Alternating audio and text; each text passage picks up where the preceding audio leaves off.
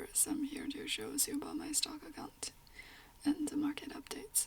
And today we're going to be talking about the market forecast of the fate of the bull market in the US stock market as the companies release its second quarter financial reports in the upcoming few weeks.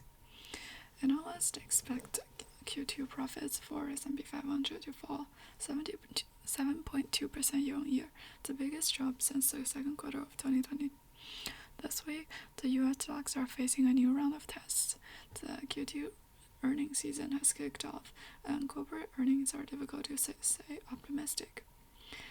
And the Wall Street analysts are not bullish, expecting the S&P 500 companies to see a earnings decline for the third straight quarter. Second quarter profits are expected to fall 7.2%, according to FactSet data on Monday.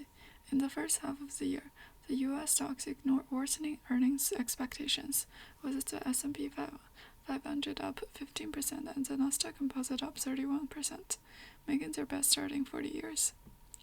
Meanwhile, the U.S. companies are battling persistent inflation, better consumer demand, and the rate hike by the Federal Reserve, and investors are waiting for the next round of earnings to gauge corporate profits and gauge whether stocks are overvalued. This week, Wall Street will start U.S. stock earnings season. J.P. Morgan Chase, Wells Fargo, Citi, BlackRock, and other Wall Street giants will release new quarterly earnings. PepsiCo will also release earnings. In earnings season, weigh on the U.S. stocks, AI improvements in the earnings has been exaggerated. According to Deutsche Bank strategist, earnings season has generally been positive for stocks in the past decades, but according to MLIV polls 346 respondents, 55% said the upcoming earnings season would threaten the stock market. Respondents believe that the AI boost in tech industry earnings is overblown, and that the financial tightening hurts companies' earnings. 42% of the respondents said the biggest negative impact of the earnings season would be further tightening of financial conditions. Optimism about the soft landing is not dissipating, with the last week's non-farm payroll report showing that the wage growth continues to grow faster than expected, and the likelihood of a Fed rate hike in July remains high, weighing on the market sentiment. Moreover, while the rally in the tech stock was driven by the hype surrounding AI, more than 70% of the survey participants said the impact of the AI on the tech stock's earnings was overstated. This made companies leading the way in the AI development, such as Nvidia and Microsoft, more vulnerable to falling stocks with their earnings disappoint investors.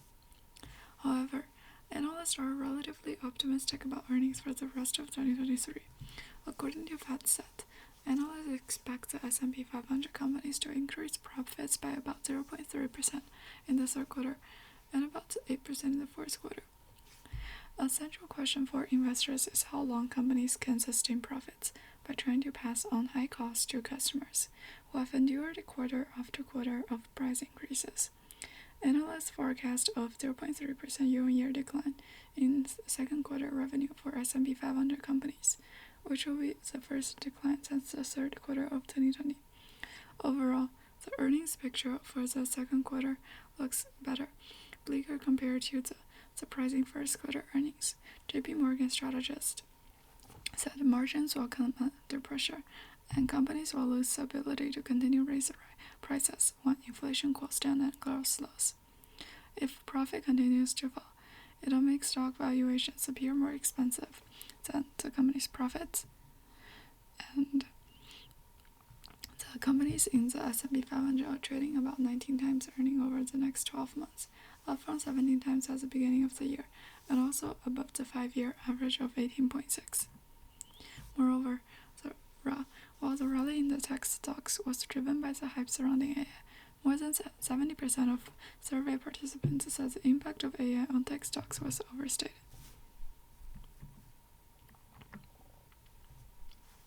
More respondents said the biggest positive drive the stock market would be any signs of slowing inflation and cost cuts.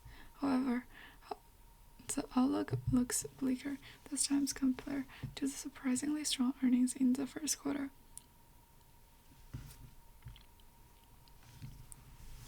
48% of survey participants believe that the decline in earnings per share of S&P 500 companies will stop after the third quarter. According to Bloomberg Intelligence, analysts expect earnings per share from S&P 500 to return to growth in the final 3 months of the year. Peter Gunner, head of equity strategy at Saxo Bank, said, "If companies fail to meet expectations for the third and fourth quarters, the U.S. stock market could be particularly vulnerable due to the rising equity market valuations this year." That's all I have. Thank you for listening. Don't forget to subscribe and see you next episode.